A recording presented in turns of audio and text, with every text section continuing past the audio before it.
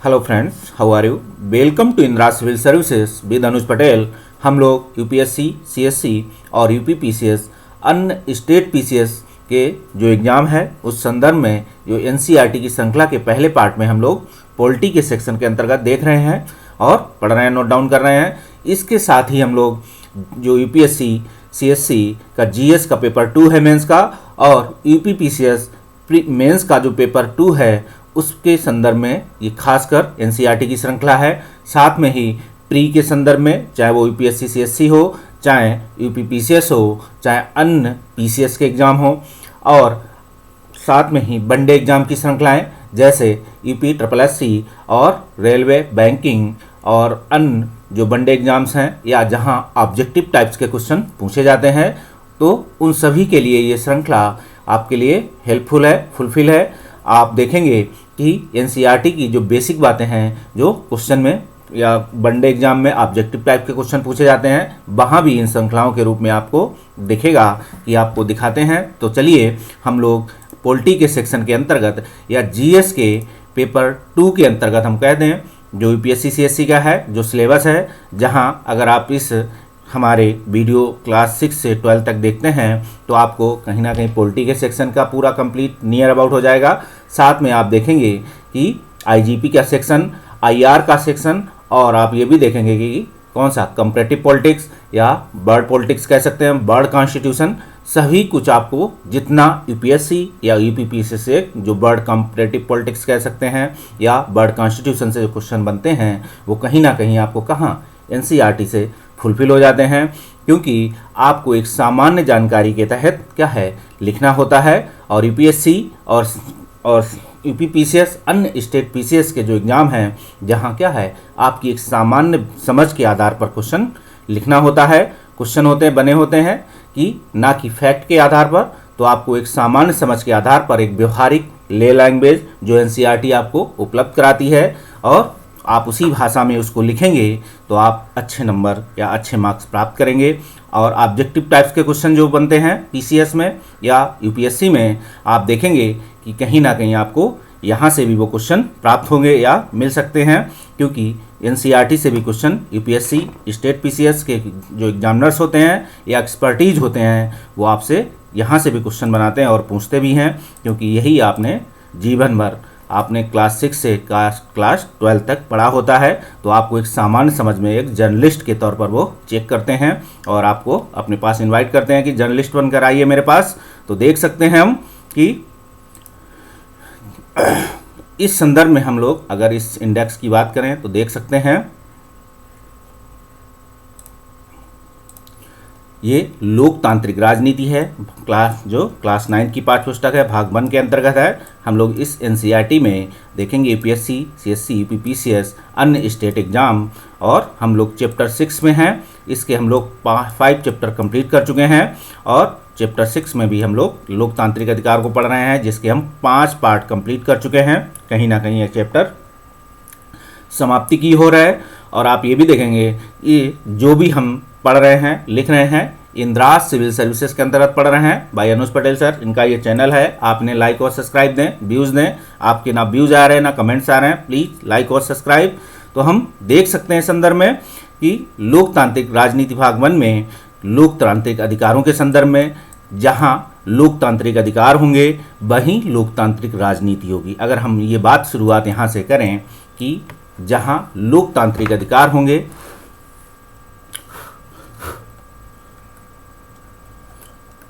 जहां लोकतंत्र होगा वहीं अधिकार होंगे,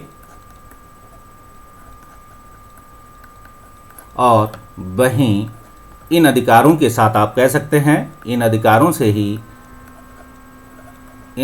के साथ आप लोकतांत्रिक राजनीति कर सकते हैं।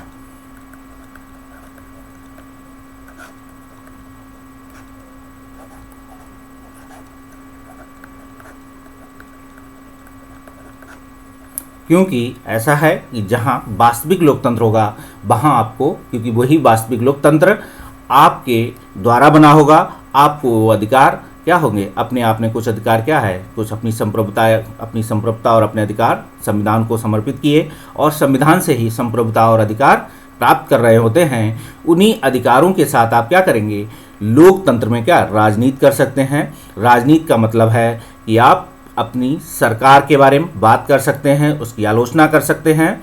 आप राजनीति का यहाँ मतलब है कि आप चुनाव लड़ सकते हैं। पहला पॉइंट करें अगर, तो वोट देने का अधिकार कहेंगे आपको, वोट दे सकते हैं, चुनाव लड़ सकते हैं। और किसी भी लोकतंत्र में आप देखेंगे अगर सरकार की क्या है, सरकार की नीतियों की आलोचना कर सकते हैं।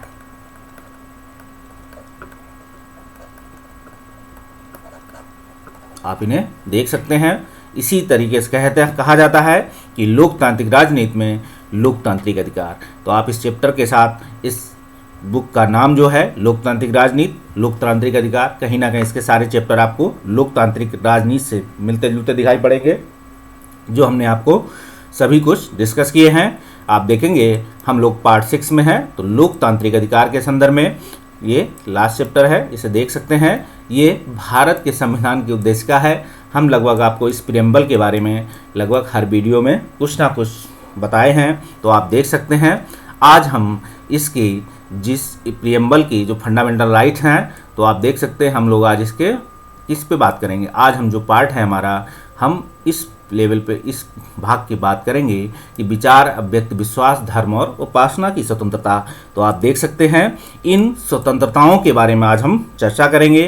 तो क्या है, कहीं ना कहीं ये उद्देशिका हमारी क्या करती है, हमारे संविधान की क्रक्स है, कुंजी है। इसी कुंजी का हम क्या करते हैं, हमारे संविधान विशेषज्ञ, हमारी न्यायपालिका जब भी किसी संविधान के किसी भाग या किसी कानून का जब कोई पार्ट क्या होता है, संविधान से मेल नहीं खाता है या उसका उल्लंघन कर रहा होता है, तो अगर संविधान विशेषज्ञों और न्यायपालिका को उसका एक्सप्लेनेशन करने में कठिनाई आती है, तो कहीं ना कहीं वो क्या करते हैं, उद्देशिका का सहारा लेते हैं। और उद्देशिका का सहारा लेने के साथ ही वो अपने संविधान के बेसिक स्ट्रक्चर की बात, तो आप देखेंगे जो उद्देशिका है तो पूरे संविधान की कुंजी है अगर, तो कहीं ना कहीं ये बेसिक स्ट्रक्चर्स की बात करती है। लेकिन न्यायपालिका ने अपने शब्दों में साफ कहा है कि हम बेसिक स्ट्रक्चर समय आने पर बताएंगे कि ये बेसिक स्ट्रक्चर क्या है, तो इसे भी देख सकते हैं।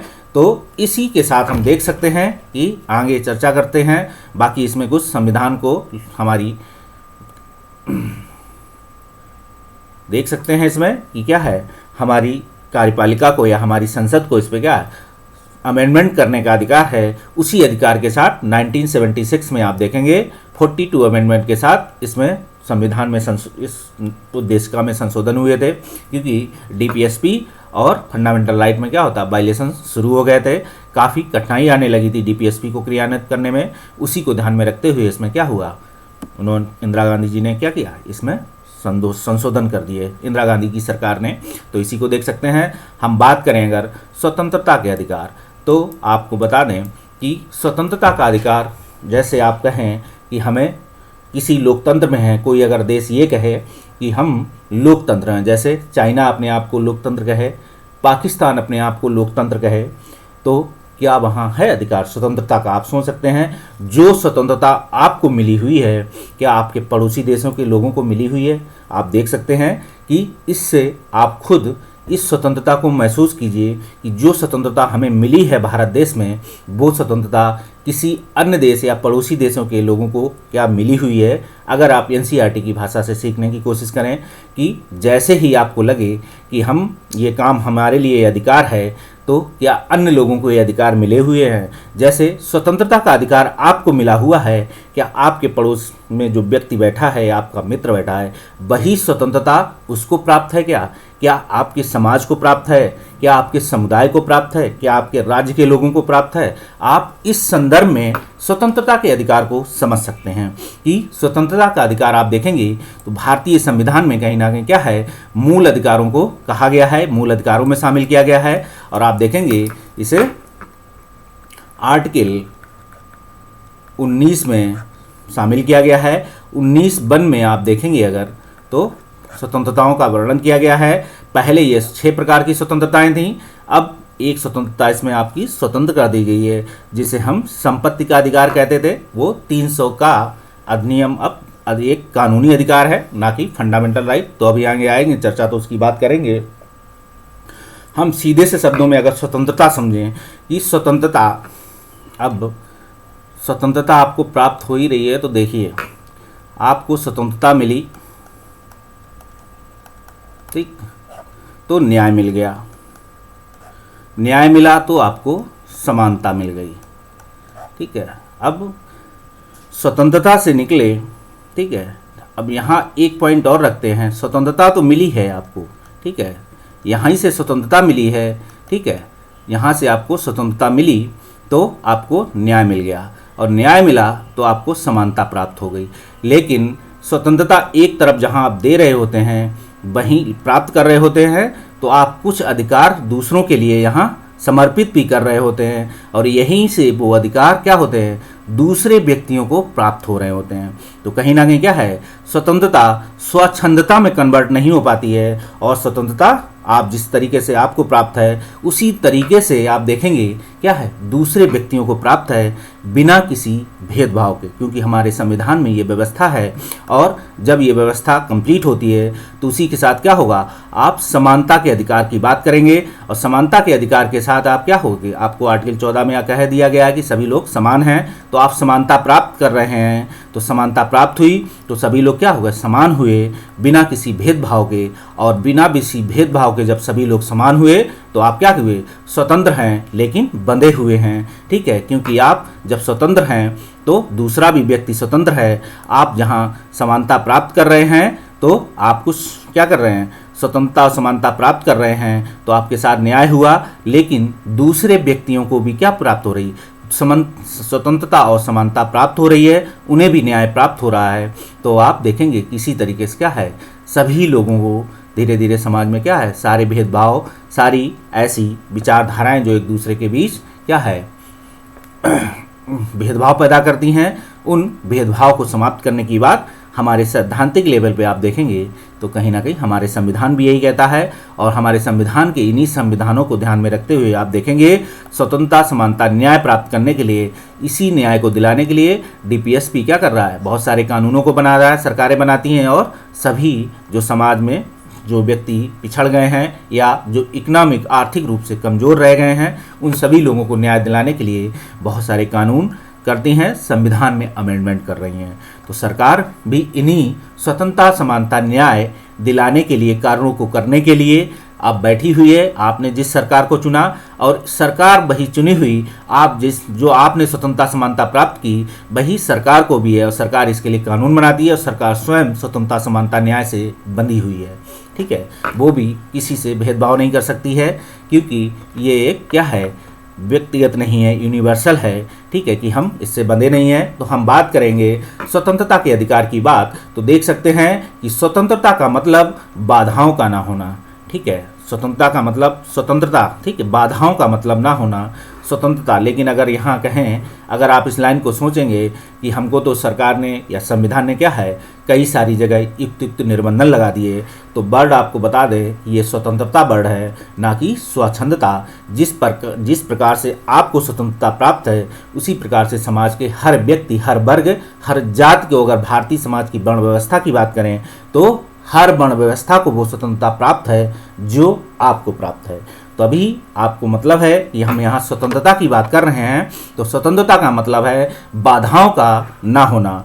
व्यवहारिक जीवन में अगर हम बात करेंगे तो इसका मतलब होता है कि हमारे मामलों में किसी किस्म की खलल या दखल ना होना, और सरकार का ना व्यक्तियों का। तो स्वतंत्रता के संदर्भ में ये वर्ड कह सकते हैं कि ना ही सरकार आपसे कह सकती है कि आपके इस स्वतंत्रता को हम छीन रहे हैं, क्योंकि आपको क्या मिली है, ये स्वतंत्रता कुछ जो फंडामेंटल राइट के रूप में है, मिली हुई है। तो सार्वजनिक संविधान देता है, और आपकी न्यायपालिका इन फंडामेंटल राइट की क्या है, स्वतंत्रता के अधिकार की क्या है, एक रक्षक है। तो आप देखेंगे सरकार का किसी किस्म का दखल ना होना, ना व्यक्तियों का, ना कोई व्यक्ति ये कहता है कि हम आपकी स्वतंत्रता छीन लेंगे, क्योंकि भारतीय संविधान के स्वतंत्रता के अधिकार का वो उल्लंघन होगा।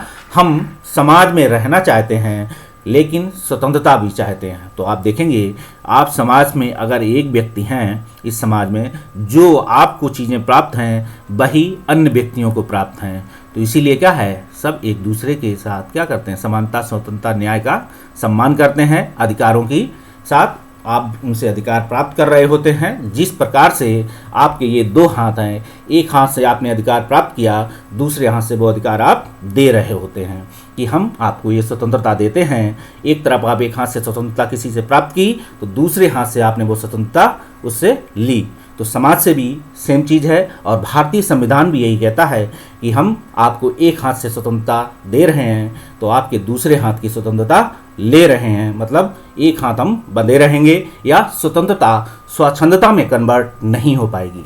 इसे आप ध्यान रखिए। हम आगे बात करें तो देखेंगे इसीलिए भारतीय संविधान ने प्रत्येक नागरिक को कई तरीके की स्वतंत्रताएं दी हैं। ठीक है, भारतीय संविधान में हमने बताया है आर्टिकल 19 के तहत स्वतंत्रता का अधिकार प्राप्त है। 19 से 22 तक आपको बहुत सारी स्वतंत्रताएं मिली हुई हैं। ठीक है, आप याद रखिए। आप देख सकते हैं फंडामेंटल राइट में जो आर्टिकल 19 में freedom to speech, expression, association, assembly, residence, movement और प्रोफेशन, सभी स्वतंत्रताएं आपको आर्टिकल 19 से प्राप्त हैं। अलग अलग पार्ट में अगर बात करें, अभी आगे इस पे भी हम बताएंगे, तो देख सकते हैं।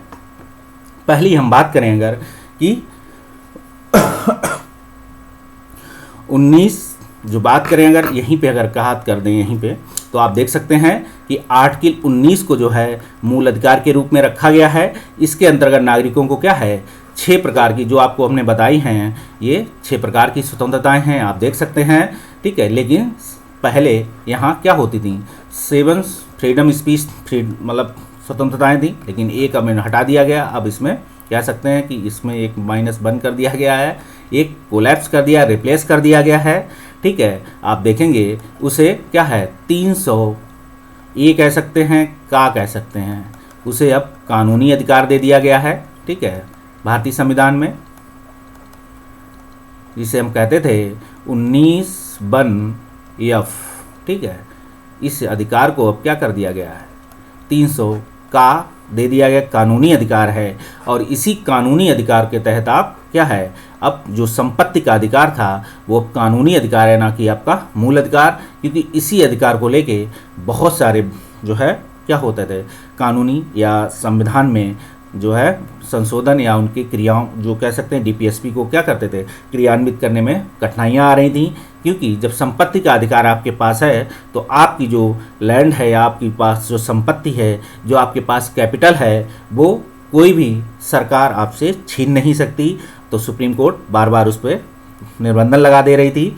तो आप देखेंगे इसी चीज़ को फिर ध्यान में रखते हुए अंत में क्या हुआ, इसे कानूनी अधिकार दे दिया गया। अंत में जो है किसने, सुप्रीम कोर्ट ने भी इसे वैध करार दिया। हालांकि इस पर भी क्या हुआ था, एक जो है याचिका दायर हुई थी, वाद विवाद का दौर चला, तो इस पर भी बात करेंगे। तो पहले जो 7 स्वतंत्रताएं थी देख सकते हैं, तो 19(1) में समस्त नागरिकों को अगर हम बात करें तो आप इसे आगे चलें तो पहली बात है इसे ये नाम दे देते हैं यहाँ। ठीक है, ये सारी 19(1) में है। 19(1) के साथ पहली स्वतंत्रता की बात होगी तो अभिव्यक्ति करने की स्वतंत्रता।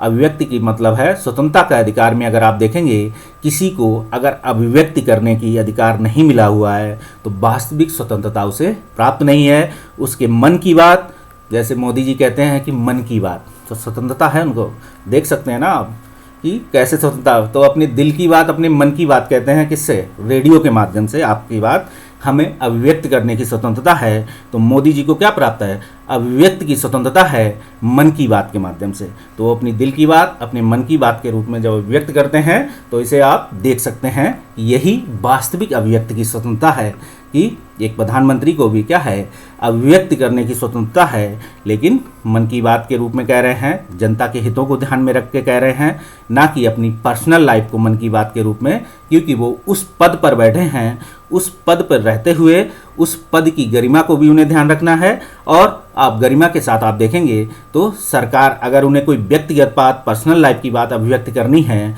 तो पर्सन टू पर्सन करेंगे, ना कि पूरी वो भी अगर वो चाहें तो वो स्पेस कर सकते हैं किसी के साथ या मीडिया में या पब्लिक में, लेकिन आप देखेंगे अगर वो सरकार है, सरकार के अभिन्न अंग हैं, एक प्रधानमंत्री हैं, तो प्रधानमंत्री के रूप में उन्हें अभिव्यक्त करने की जो आज़ादी मिली है, उसी आज़ादी के साथ आप देखेंगे कि क्या है, प्रधानमंत्री पद के रूप में वो क्या है, सरकारी जो चीज़ें हैं या इंस्टीट्यूशन है, इंफ्रास्ट्रक्चर है, उसका प्रयोग कर रहे हैं। अगर तो सरकार का काम करने के लिए कर रहे हैं, तो उन्हें अभिव्यक्त की आज़ादी जो मिली हुई है सरकार के पद पर बैठकर मन की बात के रूप में, तो आप देखेंगे वो अपनी सरकार के रूप में चर्चा करेंगे, आपकी बात करेंगे, लोकतंत्र की बात करेंगे। आपसे भी कहते हैं कि आप भी अपनी मन की बात हमें बताइए, तो आपसे वो क्या कर रहे हैं, एक हाथ से अपनी मन की बात कह रहे हैं, तो दूसरे हाथ से आपको भी अधिकार दे रहे हैं कि हमें अभिव्यक्ति, आप हमसे बात कीजिए। तो आप उनसे बात कर रहे होते हैं रेडियो पे या अपने सवाल पूछ रहे होते हैं तो मन की बात में। तो इसी तरीके से अभिव्यक्त की स्वतंत्रता है कि अभिव्यक्त की स्वतंत्रता लोकतंत्र का आधार स्तंभ कह सकते हैं, या मूल स्तंभ है लोकतंत्र के वास्तविक। पहले पॉइंट में अगर तो देख सकते हैं कि अभिव्यक्ति के रूप में अगर किसी लोकतंत्र में किसी व्यक्ति को अभिव्यक्त करने की आज़ादी ना हो तो वहाँ वास्तविक लोकतंत्र नहीं हो सकता है। जैसे हम चाइना का एग्जाम्पल ले सकते हैं। अगर हम बात करें कि कहाँ पड़ोसी देश पाकिस्तान, वहाँ क्या है, अभिव्यक्त करने की आज़ादी प्राप्त है, लेकिन आप कर नहीं सकते क्योंकि वहाँ क्या है, भारतीय संविधान के तहत वो पाकिस्तान के संविधान की बात करें, वहाँ धर्म संविधान का अभिन्न हिस्सा है, तो वहाँ क्या है, कट्टरपंथी का जन्म हुआ है उस धर्म के आधार पर, और वो वहाँ के व्यक्तियों को खुलकर स्पीच करने की स्वतंत्रता नहीं देते हैं। तो आप देख सकते हैं कि वहाँ के संविधान के हिसाब से या अन्य देशों के रूप में आप देख सकते हैं, थाईलैंड की बात कर सकते हैं, म्यांमार की बात कर सकते हैं, अभिव्यक्त करने की आज़ादी आई तो क्या हुआ, आज़ादी मिली हुई थी, उसी आज़ादी का जब आंग सान सू की ने प्रयोग किया लोकतंत्र के लिए तो उन्हें नज़रबंद कर दिया गया, कई सालों तक वो रही नज़रबंद। या आप देख सकते हैं तो अभिव्यक्त करने की आज़ादी के रूप में आप लोकतंत्र की क्या है, वास्तविक आलोचना, सरकार की नीतियों की आलोचना क्या है, संविधान के तहत वहाँ युक्त निर्बंधन आप पे लगे हुए हैं। अभिव्यक्त करने की आज़ादी का मतलब ये नहीं है कि आप पे निर्बंधन नहीं लगे, आप कुछ भी बोलेंगे। तो मोदी जी भी आप जब मन की बात आपसे कहते हैं तो उन पे भी क्या मिले हैं, वो निर्बंधन लगे हुए हैं। वो अपने मन की बात पद की गरिमा को भी ध्यान में रखते हुए, भारतीय संसद, भारतीय संविधान और देश के लोकतंत्र की गरिमा को रखते हुए, लॉ एंड ऑर्डर को ध्यान में रखते हुए आप देखेंगे वो अपने अभिव्यक्त की आज़ादी करते हैं। वही आज़ादी सेम आपको प्राप्त है 19 के तहत। आप देखेंगे तो आप इसमें बहुत सारे क्या है, एक क्लाज मिले हैं, बहुत सारे क्लाजों में इस पर शायद जो है युक्त निर्बंधन लगाए गए हैं। आगे हम बात करें जो है विचार या क्या होगा, विचार या अभिव्यक्ति की स्वतंत्रता। तो विचार या अभिव्यक्ति की स्वतंत्रता के साथ आप देखेंगे शांतिपूर्ण क्या होगा, निरायुध या सम्मेलन, शांतिपूर्ण ढंग से जमा होने की स्वतंत्रता। तो आप देख सकते हैं कि ये क्या है, आप कहीं सम्मेलन कर सकते हैं। ये कुछ उसी तरीके से था जैसे जलियांवाले बाग कांड के पहले शांतिपूर्ण ढंग से क्या होता था, एक सम्मेलन आयोजित किया था, लेकिन क्या थी, सरकार ने उसको कुचल दिया, वास्तविक लोकतंत्र नहीं था। लेकिन जब संविधान बना तो आप देख सकते हैं कि संविधान बनते हुए आपको क्या है, शांतिपूर्ण ढंग से जमा होने की स्वतंत्रता प्राप्त हुई, और आप सरकार की नीतियों का शांतिपूर्ण ढंग से, किसी योजना का, किसी कानून का या किसी समस्या का, ठीक है, लिख देते हैं हाँ, कानून का आप आलोचना के रूप में कह सकते हैं यहाँ, ठीक है। तो कानून की आलोचना किसी कर सकते हैं जो क्या है, भारतीय समाज, भारतीय संविधान का उल्लंघन कर रहा है। सरकार की नीतियों के संदर्भ में आप देख सकते हैं।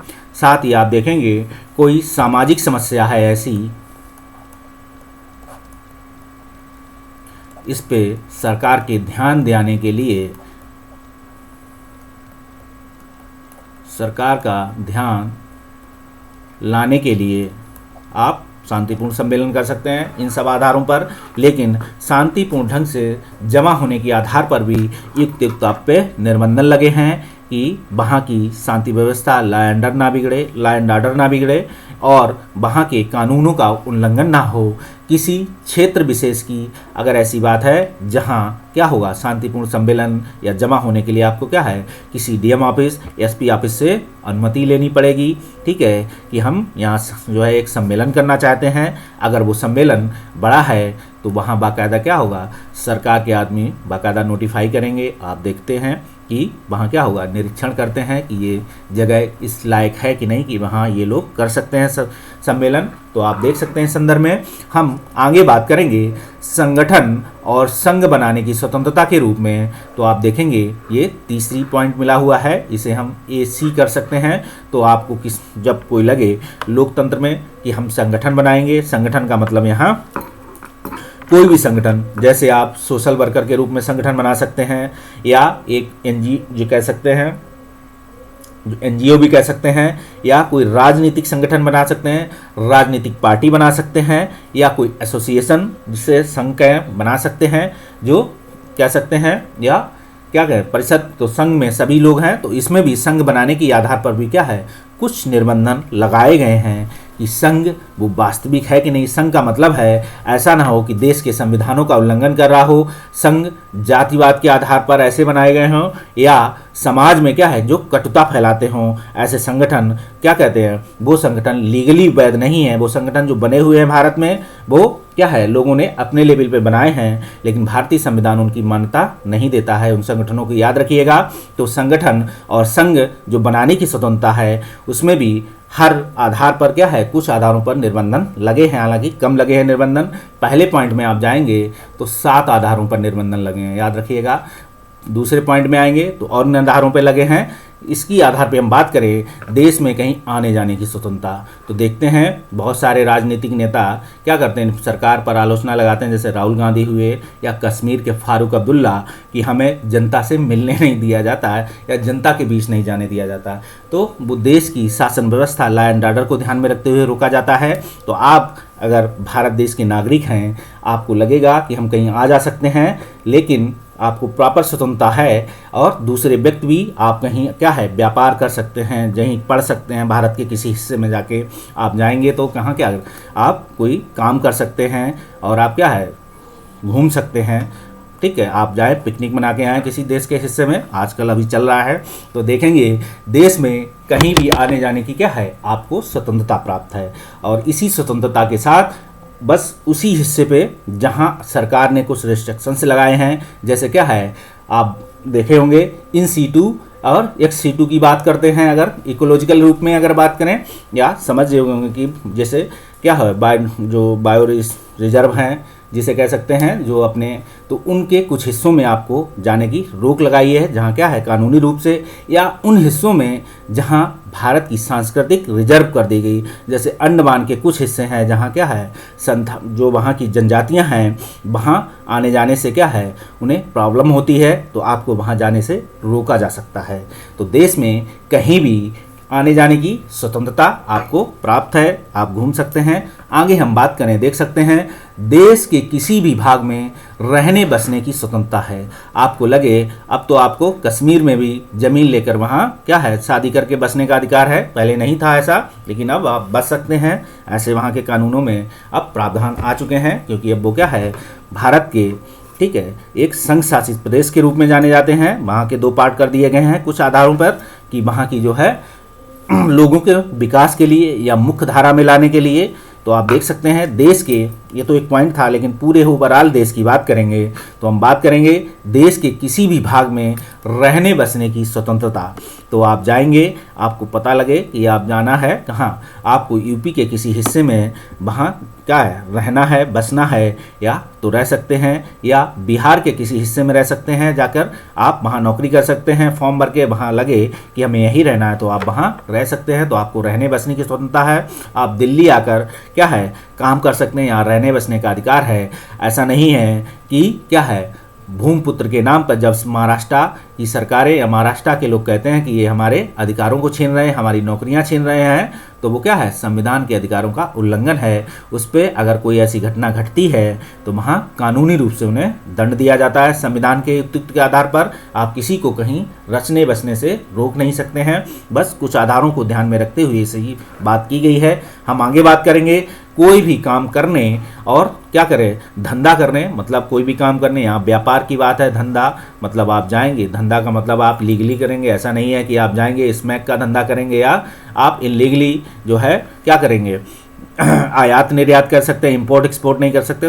लीगली काम करेंगे, सारा काम धंधा कोई भी हो आप लीगली करेंगे, काम भी कोई करेंगे तो लीगली करेंगे, ठीक है। भारतीय संविधान के साथ वो लीगल होना चाहिए, वही उन आधारों की बात है। कोई भी काम करने, धंधा चुनने या पेशा करने का क्या है, काम करने की स्वतंत्रता है। आप देख सकते हैं आपको जो स्वतंत्रताएं प्राप्त हैं, तो देख सकते हैं ये 6 स्वतंत्रता है। एक स्वतंत्रता पहले कोलैप्स कर देगी, 7वीं थी संपत्ति के अधिकार को, यही आपको मिली हुई हैं। अब हम आगे बात करें तो देख सकते हैं कि व्यापार के साथ आप देख सकते हैं कि विचार या व्यक्ति की स्वतंत्रता के अंतर्गत क्या है, प्रेस की स्वतंत्रता है। आपको इसकी पॉइंट पीटी के पॉइंट पे पूछा जाता है।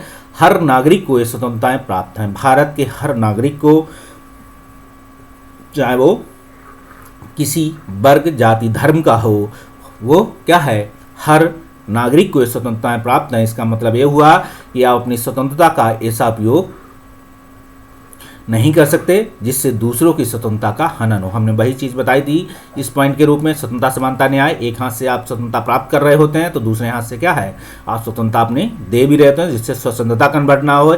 एक हाथ से आप न्याय प्राप्त कर रहे हैं तो दूसरे को आप न्याय देते भी हैं। ऐसा नहीं है कि इस पे न्याय संविधान देगा, आपकी भी ये ड्यूटी है। संविधान लगाता है कि आप लोगों के साथ न्याय करें, ठीक है। संविधान आपसे भी ये कहता है कि संविधान आप लोगों से मिलकर बना है। तो आप देख सकते हैं कि स्वतंत्रता का उपयोग ऐसा उपयोग नहीं कर सकते जिससे दूसरे की स्वतंत्रता का हनन हो।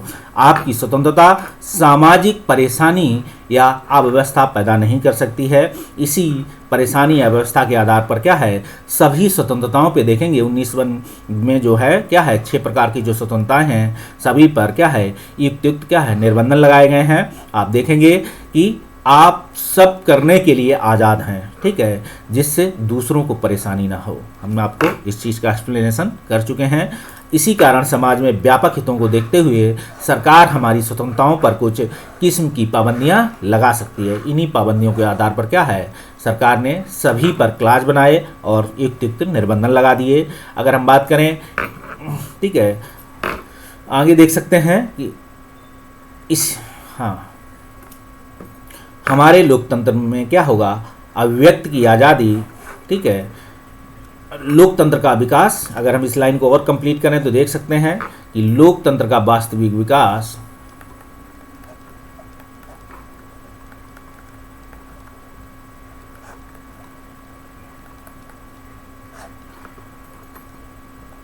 तभी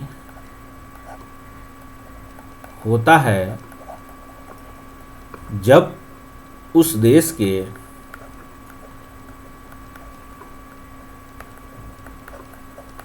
लोगों को वास्तविक आज़ादी प्राप्त हो।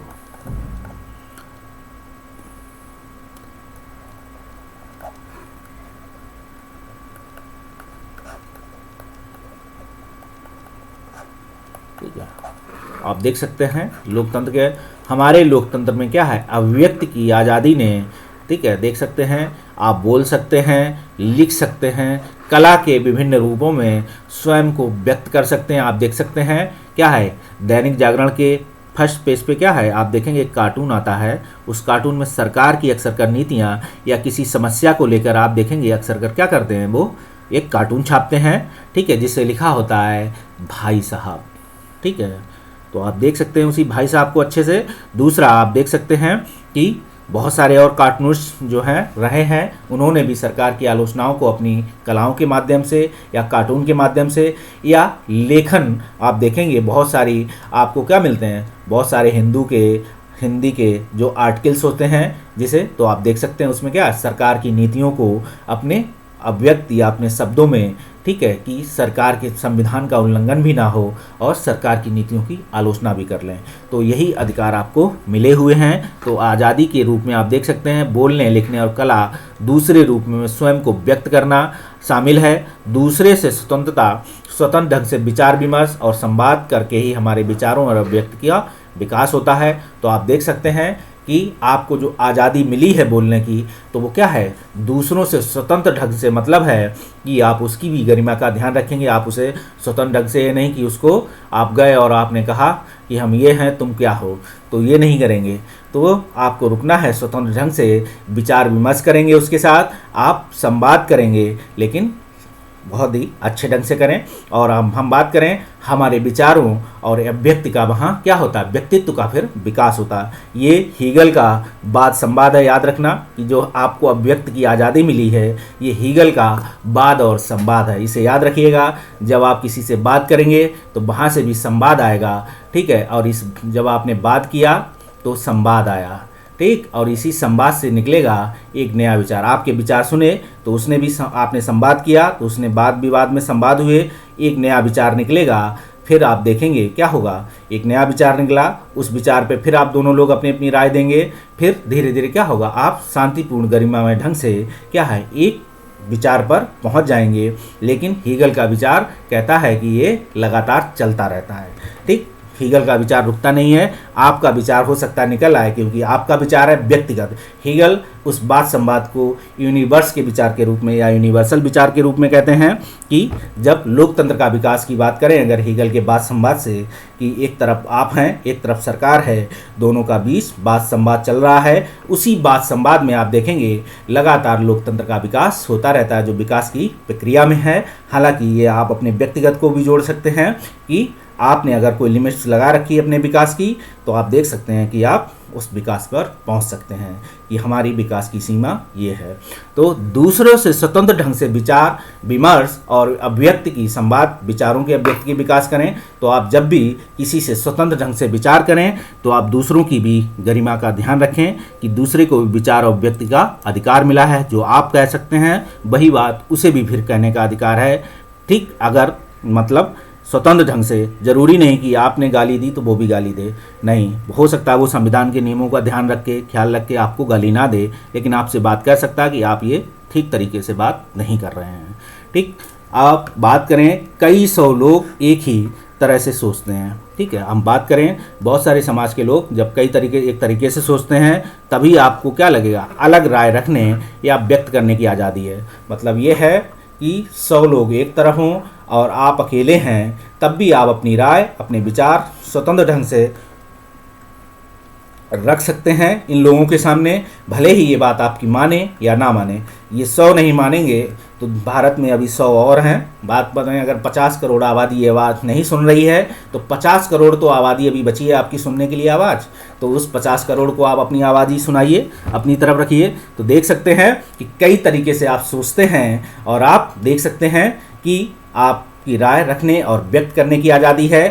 आप सरकार की किसी नीति से या किसी संगठन की गतिविधियों से असहमति रख सकते हैं, मतलब कोई एसोसिएशन, कोई संगठन, कोई एनजीओ, किसी कार्य को आप देख सकते हैं क्या है, आप अपनी असहमति रख सकते हैं, ठीक है। आप अपनी रूढ़वादी मानसिकता को भी यहाँ एप्लीकेशन कर सकते हैं कि हम इस जात से हैं, हम इस आज़ादी को नहीं मानते, लेकिन अपने अंदर रखेंगे, किसी पर थोपेंगे नहीं। संविधान आपको आज़ादी देता नहीं है, ध्यान रखिएगा इस चीज़ को। तो कि हम इस पद पर बैठे हैं, हम तो पद की गरिमा तो देश की सेवा करने के लिए है, ठीक है। व्यक्ति के रूप में आप उस व्यक्ति के साथ समान हैं, ठीक है। और व्यक्ति अगर पद पे बैठे हैं तो पद आपसे ये कहता है कि आप इन लोगों की सेवा कीजिए। पद पर जब बैठे रहेंगे तो आप देखेंगे कि अगर कोई व्यक्ति सुबह 10 बजे से शाम को 6 बजे तक ड्यूटी पर है तो उसे क्या है, कानूनों का हवाला भी दिया जाता है। हालांकि एक सरकारी व्यक्ति की कभी भी अपने पद से मुक्त नहीं होता जब तक वो रिटायरमेंट नहीं हो जाता है। तो हम देख सकते हैं तब भी आपको क्या है, व्यक्त करने की आज़ादी है।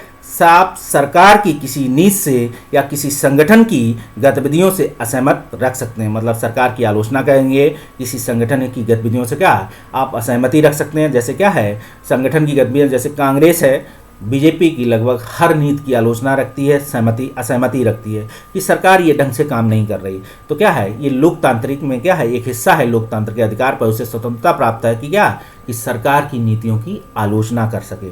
आप भी इस तरीके से सरकार की आलोचना कर सकते हैं, लेकिन ज़रूरी नहीं कि ये आलोचना पूरा देश करे, क्योंकि सरकार को लोगों ने वोट दिया है। तो वोट क्या है, ऐसा भारतीय संविधान कहता है कि सरकार जो बनी है वो लोगों के विचारों को क्या अभिव्यक्त कर रही है या काम कर रही है, कानूनी रूप दे रही है। तो लोगों की सहमति है उस पर, आप उस पर अपनी असहमति जता सकते हैं। अगर आपने फिर भी वोट दिया, फिर भी लगता है गलत हुआ, तो अपनी वोट जता सकते हैं। लेकिन क्या है, यूनिवर्स रूप में आप देखेंगे सरकार 5 वर्ष तक वो काम करती है। अगर किसी कानून को, जैसे अभी कहा है, किसानों को लेकर जो नीति बनी है उसको लेकर बहुत सारे किसानों की प्रॉब्लम्स हैं, लेकिन लेकिन उसमें बहुत सारे पॉलिटिकली लोग भी जुड़े हुए हैं जो उस चीज़ को क्या है वायलेशन के रूप में या उसके कहते हैं हाँ कुछ हिस्सा उसका संशोधन करना चाहिए, ये मैं भी कहता हूँ और बहुत लोग कह चुके हैं। सरकार भी इस पर तैयार बैठी है कि हाँ, लेकिन पूरे कानून ही गलत है, ऐसा गलत है क्योंकि पूरा कानून का मतलब है आप सरकार की गिराने की सोच रहे हैं। क्योंकि जब कोई कानून संसद पटल पर क्या है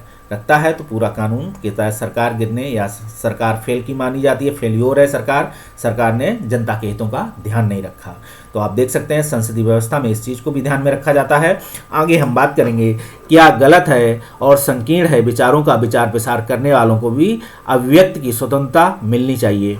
ठीक है, क्या गलत और संकीर्ण विचार का प्रचार प्रसार करने हमने बात की थी कि संकीर्ण विचार मतलब कोई कहे कि हमें वो भी आज़ादी मिली हुई है लेकिन आप किसी पे थोप नहीं सकते, आप बनाएंगे लेकिन क्या सही है, लेकिन ऐसी आपको आज़ादी प्राप्त नहीं है कि आप संकीर्ण विचार ऐसा नहीं कर सकते हैं कि हम इस जात के हैं, हमें ये अधिकार मिलने चाहिए।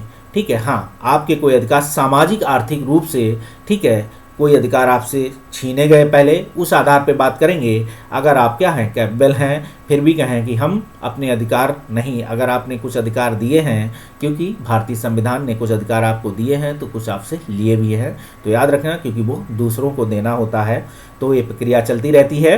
तो क्या गलत और संकीर्ण विचारों के प्रचार प्रसार करने वालों को भी अभिव्यक्ति की स्वतंत्रता मिलनी चाहिए, ऐसा क्वेश्चन आपसे पहली पूछ रही है। तो पहली का जवाब आप दीजिए, क्या ये सही है?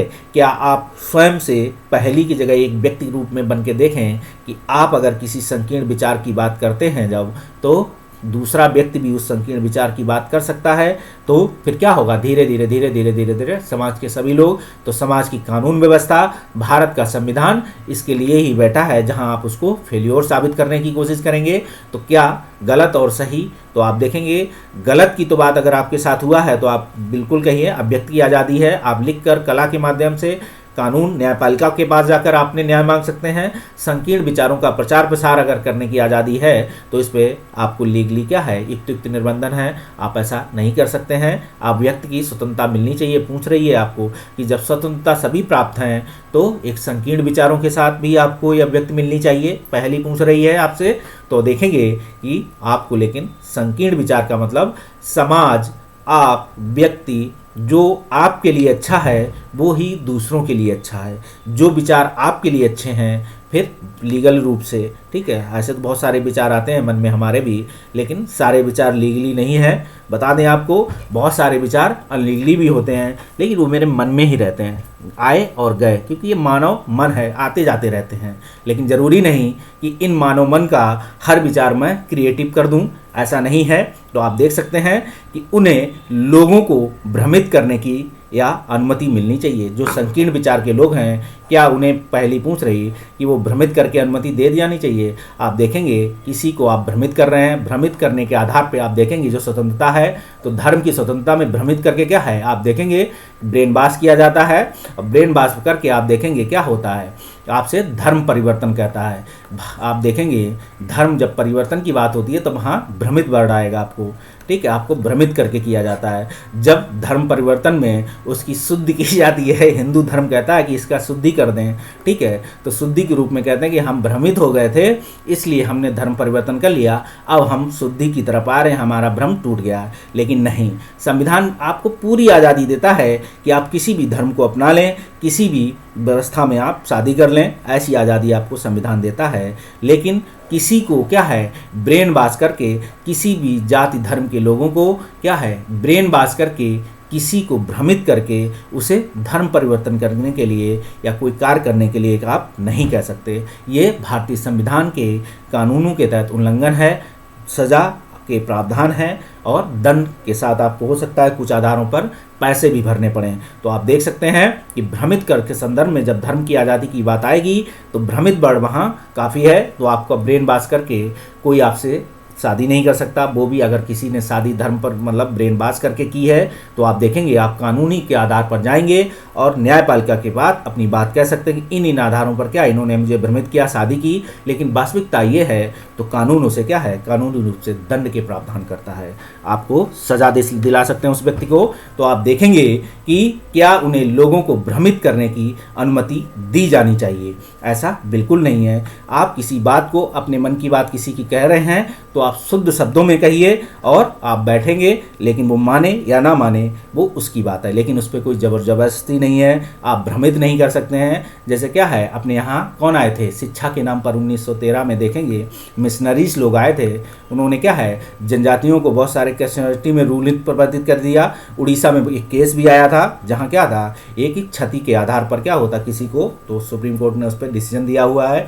आगे हम बात करें, वो कहते हैं कि देखिए ये हिंदू धर्म की मूर्ति है, ये क्रिश्चियन की मूर्ति है, तो क्या करते हैं दोनों मूर्तियां वो पानी में डालते हैं, ऐसे कहते हैं देखो ये डूब गए, ये भगवान नहीं है, ये तैर रहे हैं, ये भगवान है, तो ये भ्रम है, ठीक है। वो मूर्ति फोम की बनी हुई होगी, वो पत्थर की बनी हुई होगी, इसी भ्रम को कहते हैं कि इस आधार पे आप किसी को भ्रम नहीं कर सकते हैं। ये इंसान भ्रमित करके कोई व्यक्ति की या सूचना आप दे रहे हैं तो गलत सूचना दे रहे हैं, तो लीगली रूप से आप गलत हैं, तो आप देख सकते हैं। तो भ्रमित करने की अनुमति नहीं दी जानी चाहिए। बहुत सारे भ्रम हैं, ठीक है, बाकी बातों में बात करेंगे। हम आगे बात करें, अपने विचारों को जो है पर्चा छापकर अखबार पत्रिकाओं में लेख लिखकर कर सकते हैं, लेकिन आप सरकार की नीतियों की आलोचना संविधान के नियमों के तहत करेंगे। अगर आप न्यायपालिका की आलोचना कर रहे हैं तो आपको ध्यान रखेंगे क्या होगा, कंटेम्प्ट ऑफ कोर्ट हो सकता है अगर आपने उसकी खुलकर आलोचना है किसी व्यक्ति या जज की कर दी कि जज के पद पर बैठा है, तो वो आपके लिए क्या है एक गॉड के रूप में बोला जाता है। तो आप देखेंगे तो उसका ध्यान रखेंगे, कंटेम्प्ट ऑफ कोर्ट ना हो जाए। तो अपने विचारों पर पर्चा छापकर अखबारों पत्रिकाओं में लेख लिखकर भी व्यक्त कर सकते हैं। आप देखेंगे स्वतंत्रता का जो अधिकार है उपयोग करके किसी व्यक्ति या समुदाय को खिलाफ हिंसा नहीं बढ़वा सकते हैं। तो स्वतंत्रता का उपयोग करके किसी व्यक्ति या समुदाय के खिलाफ क्या है, आप हिंसा नहीं फैला सकते। मतलब आप किसी व्यक्ति के खिलाफ हिंसा के रूप में आप उसके खिलाफ लोगों को खड़ा करें कि इसके खिलाफ एक कोई भ्रम डालकर कि लोगों को कि इसके खिलाफ ये काम कर सकते हैं। किसी को मतलब मानसिक रूप से आपको परेशान करने की भी आज़ादी नहीं दी जाती है स्वतंत्रता के तहत। आप देखेंगे बहुत सारी स्वतंत्रताएं हैं। इसी स्वतंत्रता के साथ अभी आपको दिखाएंगे कि आप क्या क्या कर सकते हैं, क्या नहीं कर सकते हैं। तो देखेंगे पत्रिकाओं में लेख लिखेंगे, सरकार की नीतियों की आलोचना कर सकते हैं, किसी समुदाय की आलोचना इस आधार पर करेंगे जो उसने कोई गलत हुआ है, जो संविधान के नियमों का उल्लंघन करता है।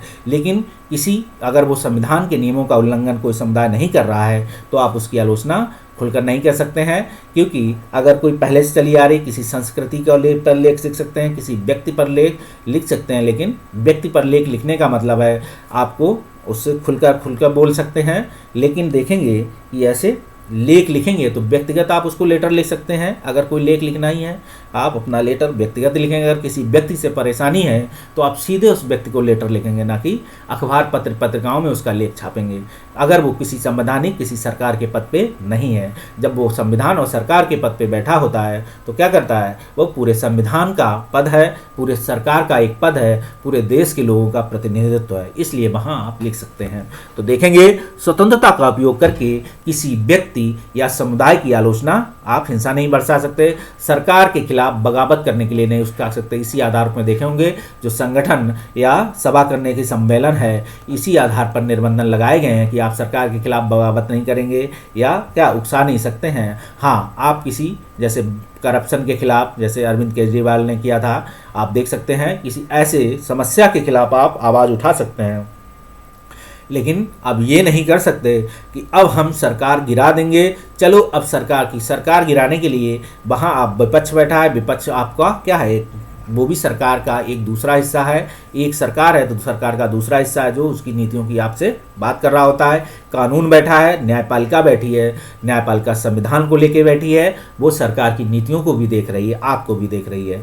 आप देख सकते हैं आप किसी को। और नागरिकों की बात करेंगे तो नागरिकों को किसी मुद्दे पर जमा होने, बैठक करने, प्रदर्शन करने, जुलूस निकालने का अधिकार है। ठीक है, हमने आपको बताया है किसी मुद्दे पर क्या है। अभी देखा होगा कि जैसे का मुद्दा था तो लोगों को बैठक, प्रदर्शन, जुलूस सभी निकाले, लेकिन संविधान के नियमों का उन्होंने भी ध्यान रखा। बहुत सारे सब झड़प हुई, लेकिन वो संविधान का वायलेशन हुआ तो सरकार ने उस पर एक्शन लिया। आप देखेंगे बहुत सारे लोग हिरासत में लिए गए। आप देख सकते हैं किसी समस्या पर चर्चा करने, विचारों का आदान प्रदान करने, चुनाव में किसी उम्मीदवार या पार्टी को वोट मांगने के लिए कर सकते हैं। इस समस्या पे आप चर्चा कर सकते हैं। जो आपको किसी मुद्दे पर बैठक करेंगे, प्रदर्शन करेंगे, जुलूस निकालेंगे जो, तो क्या करेंगे, किसी उम्मीदवार की पार्टी विचारों का आदान प्रदान करने के लिए कर सकते हैं। जैसे देखेंगे कि बहुत सारे संगठन बैठते हैं तो अपने विचारों का आदान प्रदान करते हैं, तो वो विचार करते हैं कि हम बैठे हैं, बस एक सभा कर रहे हैं शांतिपूर्ण ढंग से आपस में बैठे हुए, चुनाव में किसी पार्टी या उम्मीदवार के लिए वोट मांग सकते हैं। तो आप देखेंगे वोट मांगने के लिए वे क्या करेंगे, प्रदर्शन कर सकते हैं, बैठक कर सकते हैं, जुलूस निकाल सकते हैं। जुलूस का मतलब ये नहीं कि हम मसाल लेके निकलेंगे, हमें वोट दे दिए, ना किसी का घर जला देंगे। तो जुलूस का मतलब है शांतिपूर्ण ढंग से आप प्रदर्शन, मतलब एक बैनर के साथ जिस पार्टी के लिए आप वोट मांग रहे हैं, जिस व्यक्ति के लिए आप बात निकाल रहे हैं, उस जुलूस में उस पार्टी या उस व्यक्ति का क्या है, आप पोस्टर लेके निकल सकते हैं। ना कि आप लिए मसाल, लिए बंदूक, लिए हथगोला और वो सारी चीज़ें लेके, मतलब आपको क्या कहता है कि आप जो है हथियार लेकर जुलूस नहीं निकालेंगे। ऐसा भारतीय संविधान आपसे नहीं कहता है। ये आप ना तो याद रखें। तो नागरिकों को संगठन बनाने की स्वतंत्रता है, तो आप देख सकते हैं इसी स्वतंत्रता में। और कारखाने के मजदूर अपने हितों की रक्षा के लिए संघ बना सकते हैं। तो नागरिकों को संगठन बनाने की स्वतंत्रता है, आपको भी बनाने की स्वतंत्रता है, आप एक संगठन बनाएं, अगर देख सकते हैं। और कांग्रेस का जैसे हमने क्या है, हमने एक चैनल बनाया, आपके साथ रूबरू हो रहे हैं, पढ़ा रहे हैं, ये हमें स्वतंत्रता है, हमें मिली हुई है, हम इसका उपयोग कर रहे हैं। ले आप भी क्या है, एक संगठन बनाइए और आप बात करिए, लोगों की समस्याओं का उजागर कीजिए, या लोगों की एजुकेशन दीजिए, या आप उनके सोशल वर्कर बने या उनकी सहायता कर सकते हैं। आप देख सकते हैं, लेकिन नियमों के साथ। कारखाने के मजदूर अपने हितों की रक्षा के लिए मजदूर संघ बनाते हैं, देख सकते हैं, यूनियन कहते हैं इसे। यूनियन के आधार पर देखते हैं, बार बार क्या था, बहुत सारे जो है संगठन मजदूर संघ बना के राइट हो रहा था, खासकर देख सकते हैं केस आया हुआ था, तो उस पर भी क्या है, न्यायपालिका ने कुछ निर्बंधन अब लगा दिए हैं, याद रखें इस चीज़ को। और भ्रष्टाचार या प्रदूषण के खिलाफ अभियान चलाने के लिए भी आप संगठन बना सकते हैं, क्योंकि ये समस्या पूरे देश की है। तो आप देखेंगे इस पे आप सरकार की आलोचना कर सकते हैं कि सरकार इस पे कानून बनाए, ठीक है, कोई अधिनियम बनाए, तो इसके लिए अभियान चला सकते हैं, संगठन बना सकते हैं। आप देखेंगे नर्मदा बचाओ आंदोलन, या आप देखेंगे क्या है, गंगा नदी का प्रदूषण रोकने के लिए बहुत सारे क्या है आंदोलन चलते रहते हैं। कोई व्यक्ति विशेष जुलूस लेके निकलता है, कोई व्यक्ति विशेष क्या है जो है किस पे बैठ जाएगा, उस पे अनशन पे बैठ जाएगा बिना खाए पिए। तो सरकार का कोई व्यक्ति जाएगा उसे जूस दूध पिलाने कि आप तोड़ दीजिए, हम आपकी बात मान रहे हैं। तो आप देखेंगे भ्रष्टाचार या प्रदूषण के खिलाफ जो है अभियान चलाने के लिए क्या है, संगठन बना सकते हैं आप देखेंगे हमारी मांगे पूरी करो।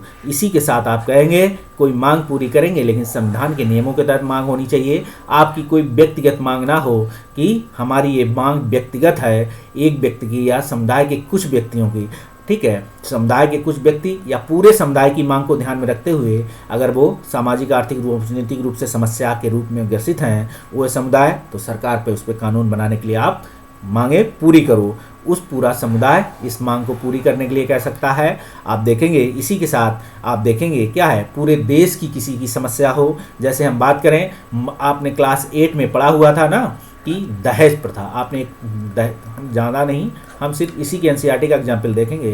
दहेज प्रथा पे पहले भारत में कानून नहीं था, लेकिन बहुत सारे जो अपने यहाँ क्या है कानूनविदों ने, बहुत सारे सोशल संगठनों ने इस पे देखा कि बहुत सारी घटनाएं घट रही हैं, तो सभी इकट्ठे हुए बिना किसी जाति धर्म के आधार पर सभी एक सामाजिक समस्या थी, तो पूरे समाज के हर वर्ग, हर जाति धर्म के लोग इकट्ठे हुए उस पर कानून बनाने के लिए कि ये एक समस्या है। तो उस पर क्या हुआ, सरकार को अंततः कानून बनाना पड़ा। तो हमारी मांगें पूरी करो, उस मांग को आप शांतिपूर्ण ढंग से कह सकते हैं अपनी पूरी आज़ादी के साथ, और आपको ये आज़ादी मिली हुई है और हम भी आपको ये पूरी आज़ादी देते हैं कि आप अपनी मांग शांतिपूर्ण ढंग से कर सकते हैं। तो देख सकते हैं हमने आपको भी आज़ादी दे दी, आपने हमें आज़ादी दे दी।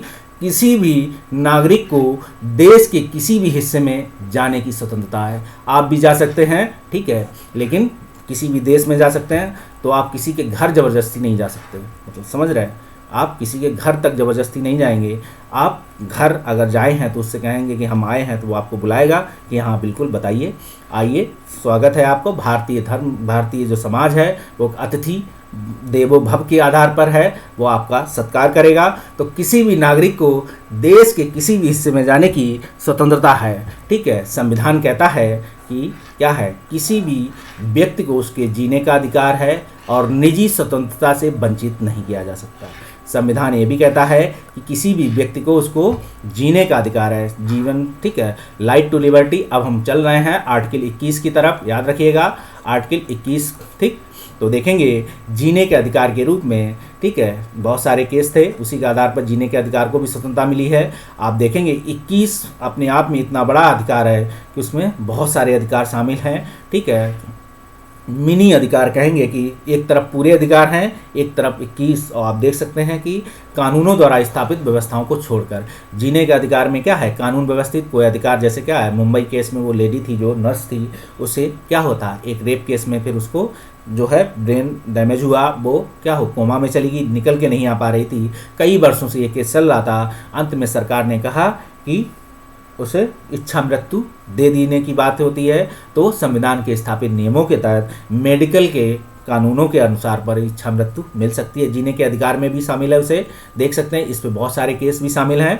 आगे हम बात करें, कानूनी आधार पर सरकार या पुलिस अधिकारी किसी नागरिक को गिरफ्तार कर सकता है। कानूनी आधार का एक कानूनी आधार ऐसा है, किसी को शक के आधार पर भी गिरफ्तार करे, किसी को शक हो जाए कानून को कि ये पुलिस व्यक्ति ऐसा है, और इसी कानून का उपयोग करके ये शक जो भ्रम है ना, ये भ्रम वर्ड जो भारतीय संविधान में है, इसने बहुत कुछ खेल बिगाड़े भी हैं, ठीक है, बहुत कुछ बनाए भी हैं, ठीक है। तो कानून को ये शक हो जाए कि हमें यहाँ से शक है कि आप ISI के आदमी हैं, चलो मेरे साथ, तो सरकार बैठी है, बुला लेगी आपको पास।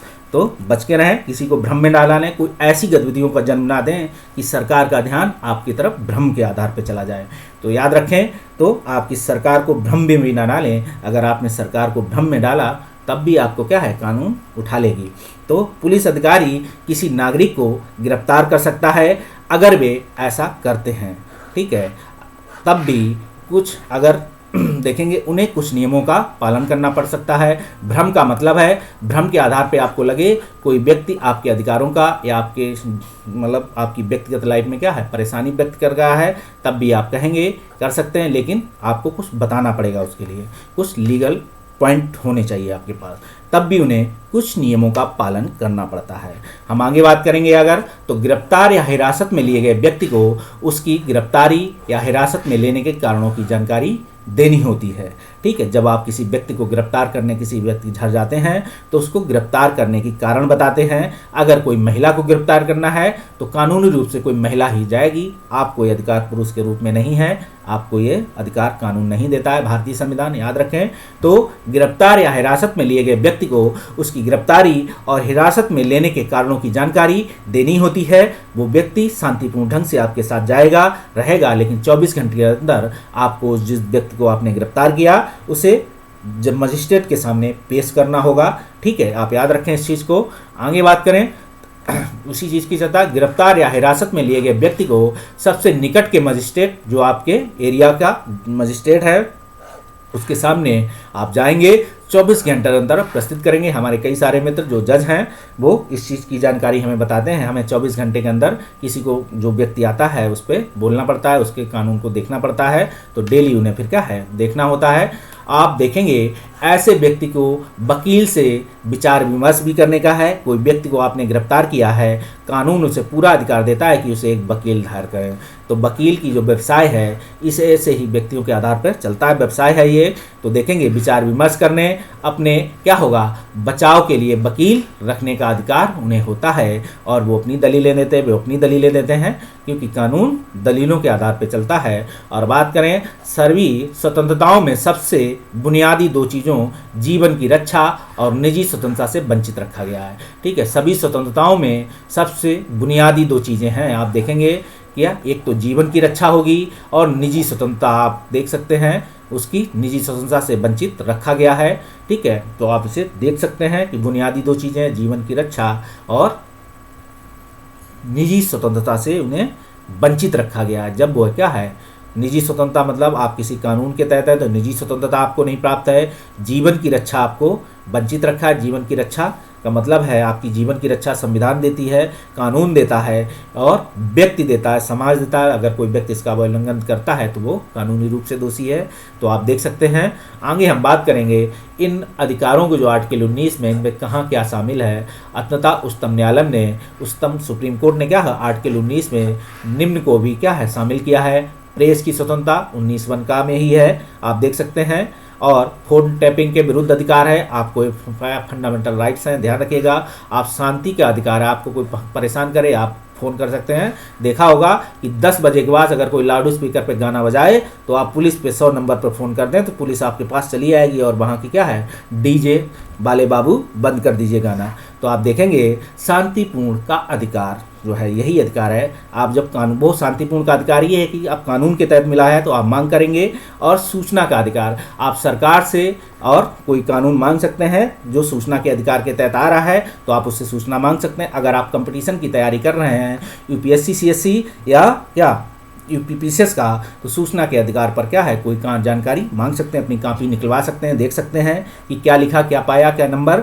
तो आपने किसी और विचारों को प्रसारित करने का अधिकार है। अपने या किसी और विचारों का मतलब ये है कि आप इसके तहत जाएंगे तो एक PIL दाखिल कर सकते हैं समाज के किसी ऐसे व्यक्ति जो क्या है प्रभावित है या कोई उसके साथ अपराध कर रहा है, वो नहीं सक्षम है, आप सक्षम है, एक PIL सुप्रीम कोर्ट को भेज दीजिए या कानून में वहाँ अपील लगा देंगे। तो इसी अधिकार के साथ आपको 19 के तहत अपने और किसी अन्य विचारों को प्रसारित भी कर सकते हैं, न्याय मांग सकते हैं और या लेख लिख सकते हैं। इसी के तहत आप देखेंगे बहुत सारे लेख लिखते हैं, बहुत सारी कलाएं प्रदर्शित होती हैं। और हम बात करें इसके आगे देख सकते हैं कि व्यावसायिक विज्ञापन प्रसारित करने का अधिकार है। अमूल वाले इसी चीज़ का उपयोग करते हैं। जब भी कोई कानून बनता है तो अमूल वाले सबसे पहले देखेंगे अपना बटर लेके आएंगे, एक बटर जैम और एक ब्रेड का, तो वो उस पर क्या करते हैं व्यावसायिक विज्ञापन प्रसारित कर देते हैं।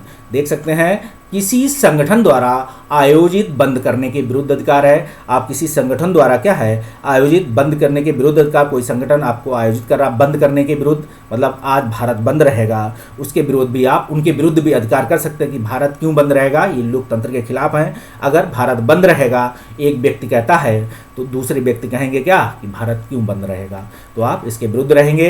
हड़ताल के सिवाय प्रदर्शन और विरोध करने का अधिकार है। अब देख रहे हैं हमने कहा सुप्रीम कोर्ट का डिसीजन है, हड़ताल नहीं कर सकते। ठीक है, आप किसी यूनियन के हैं, आप मजदूर संघ के यूनियन हैं, आप हड़ताल नहीं जाएंगे, आप प्रदर्शन करेंगे, विरोध करेंगे, काली पट्टी बांधेंगे, लेकिन आप काम भी करेंगे। ठीक है, किसी संगठन का नुकसान ना हो। किसी समाचार पत्र पर पूर्ण प्रतिबंध के खिलाफ अधिकार है। ठीक है, कोई ऐसा समाचार पत्र जो क्या है देश की शासन व्यवस्था, देश की कानूनों, देश के संविधानों का उल्लंघन कर रहा हो तो आप देखेंगे क्या है कौन बनेगा संविधान, मतलब सरकार लिटिन बनने में देर नहीं लगेगी, सरकार या संविधान तुरंत लिटिन बन जाएगी और आपको लिप्टन चाय पिला देगी। कह सकते हैं कि किसी समाचार पत्र पर पूर्ण प्रतिबंध का खिलाफ, मतलब कानूनी आधार का आपको लोकतंत्र में हर चीज़ को प्रसारित करने का अधिकार है, लेकिन समाचार पत्रों को पर भी क्या है एक लीगली प्रतिबंध लगे हुए हैं कि आप भी समाज, गरिमा, कानून, संविधान और हमारी न्यायपालिका पर क्या है आप न्यायपालिका का भी ध्यान रखेंगे। या तो इन चीज़ों को देख सकते हैं। इसी के साथ अगर हम बात करें कि क्या ये उदाहरण स्वतंत्रता के अधिकार का उल्लंघन है? अगर हाँ, कुछ अधिकार बताए हैं, हमने इतनी बातें की, तो हम कहाँ पहुँचे देख सकते हैं। पहला है, देख सकते हैं क्या उल्लंघन हुआ है, आपको ये ध्यान देना है। भारत सरकार ने सलमान रुश्दी की किताब सनेटिक बसेस पर इस आधार पर प्रतिबंध कर दिया था कि पैगंबर मोहम्मद के प्रति अनादर का भाव दिखाया गया है। इसमें मुसलमानों की भावनाओं को ठेस पहुँचती है। आप देखेंगे जब सनेटिक वर्सेस सलमान रुश्दी की बुक्स आई थी तो भारत के बहुत सारे क्या है धर्मों के विरुद्ध, जो उन्हें लगा कि हमारे धर्म के खिलाफ है, इन्होंने लिखा है। तो भारत सरकार को अपने धर्म, अपने समाज के लोगों को, सभी वर्गों को क्या है शांति के लिए या शासन व्यवस्था के लिए कोई ऐसी व्यवस्था ना बिगड़े, तो सनेटिक वर्सेस पे क्या है कुछ प्रतिबंध लगा दिए थे। तो आप देखेंगे क्योंकि उसमें किसी के धर्म की, उसके गुरु की, उनके पैगंबर मोहम्मद की क्या थे अनादर का भाव दिखाया गया था, जिससे मुस्लिम समाज के लोगों में क्या था एक भाव अपमान का पैदा हुआ कि ये हमारे पैगंबर, हमारे भगवान का क्या है, जिनको वो ध्यान में रखते हुए अपनी नमाज अदा करते हैं कह सकते हैं, या अपने आप को शांतिपूर्ण ढंग से वो क्या है भगवान को ध्यान करते हैं। उनकी भावनाओं को ठेस पहुंची, उन्होंने सरकार पे इस पर नोटिस ध्यान दिया। सरकार ने इस पर क्या किया, सनेटिक बसेस पर प्रतिबंध लगा दिया, क्योंकि सरकार अपने संविधान के तहत लोगों की रक्षा करने के लिए प्रतिबद्ध है। आप देखेंगे इसी के साथ हम बात करें, हर फिल्म को सार्वजनिक प्रदर्शन से पूर्ण जो है क्या है भारत सरकार के सेंसर बोर्ड से प्रमाण पत्र लेना होता है। आप देखेंगे क्या होता है, हर फिल्म जब बनती है तो सरकार ने एक सेंसर बोर्ड बना रखा है, वो कैंची के रूप में है, एक कैंची के रूप में सेंसर बोर्ड, ठीक है, वो कैंची चलाने के लिए बैठी है, ठीक है, कि कौन सा सीन रहेगा, कौन सा सीन नहीं रहेगा, क्योंकि भारतीय समाज, भारतीय संस्कृति, भारतीय लोगों, भारतीय संविधान का ध्यान रखना होता है। किसको, सरकार और सरकार के बनाया हुआ सेंसर बोर्ड को। तो आप देखेंगे पर वही कहानी अगर किताब या पत्रकारिता में तो ऐसी पाबंदी नहीं है, आप सोच सकते हैं। लेकिन ऐसी पाबंदी के तहत अगर किसी पत्रिका के किसी लेख पर किसी ऐसी चीज़ लिखी है, उसको लेकर आप पाबंदी लगा सकते हैं, उस पर आप देखेंगे मानहानि का दावा कर सकते हैं, इन्होंने मेरी ये अपमान किया, ऐसा नहीं है। सरकार इस बात पर विचार कर रही है कि कुछ खास औद्योगिक क्षेत्रों और अर्थव्यवस्था के कुछ क्षेत्रों में काम करने वालों को यूनियन बनाने, हड़ताल जाने से अधिकार नहीं है। सरकार इस बात पर विचार कर रही है। सरकार को क्या अधिकार है कि औद्योगिक क्षेत्रों, अर्थव्यवस्थाओं और काम करने वाली यूनियंस जो मजदूर संघ के संगठन हैं उन्हें हड़ताल जाने का अधिकार नहीं है। ऐसा आपने सुप्रीम कोर्ट ने डिसीजन दे दिया है कि, लेकिन सरकार इस पर पाबंदी नहीं लगा सकती। प्रदर्शन करने का उन्हें अधिकार है, हमने बताया, अपनी बात करने का अधिकार है, लेकिन हड़ताल पर नहीं जाएंगे। हड़ताल का मतलब है आप ऐसा नहीं है कि बंद हो गया तो अब हड़ताल पे चले गए, हम काम नहीं करेंगे, तो ऐसा प्रदर्शन नहीं कर सकते हैं। तो हड़ताल पर जाने का अधिकार नहीं है। इस आधार पर सुप्रीम कोर्ट की गाइडलाइन भी है। हम नगर प्रशासन से माध्यमिक परीक्षाओं के मद्देनज़र शहर में रात 10 बजे के बाद सार्वजनिक लाउड स्पीकर को पाबंदी लगा सकती है। तो आप देख सकते हैं, आपको कभी लगे 10 बजे के बाद कि हमें सोना है, तो आपके सोने का भी अधिकार क्या मूल अधिकार है। आपको लगे कि हमें कुंभकर्ण की तरह सोना है, तो सरकार आपको मूल भारतीय संविधान मूल अधिकार देता है। ऐसे मजाक के लिए बोल रहा हूँ कुंभकर्ण, ठीक है, किसी व्यक्ति विशेष को ध्यान में रखकर नहीं, हम खुद ही बहुत सोते हैं, हम खुद ही कुंभकर्ण हैं, ठीक है। तो अगर बात करें, मैं ऐसे ही आपसे क्या है एक रूबरू इंटरटेनमेंट की बात कर रहे हैं, इसको आप किसी संविधान से ना जोड़ें, किसी कानून से ना जोड़ें, किसी व्यक्ति विशेष से ना जोड़ें, कोई भी बात। तो नगर के प्रशासन के माध्यमिक परीक्षाओं को ध्यान मद्देनजर रखते हुए रात के 10 बजे क्या है आपको लाउड स्पीकर पाबंदी लगा सकती है, क्योंकि भारत के नागरिकों को शांतिपूर्ण ढंग से क्या है, जैसे क्या है सोने का अधिकार है, जीवन का अधिकार है, तो सोने का अधिकार है, ठीक है। आप ध्यान रखें इस चीज़ को। अब तो आप देखेंगे क्या है आपको मिला हुआ है, क्या एक अधिकार और मिला हुआ है, आपकी प्राइवेसी, आप देख सकते हैं इस संदर्भ में। तो इस वीडियो को हम यहीं रोकते हैं, अगले वीडियो में मिलते हैं, तब तक के लिए bye bye, good day, have a nice day. 1 घंटे से ज़्यादा हो गया।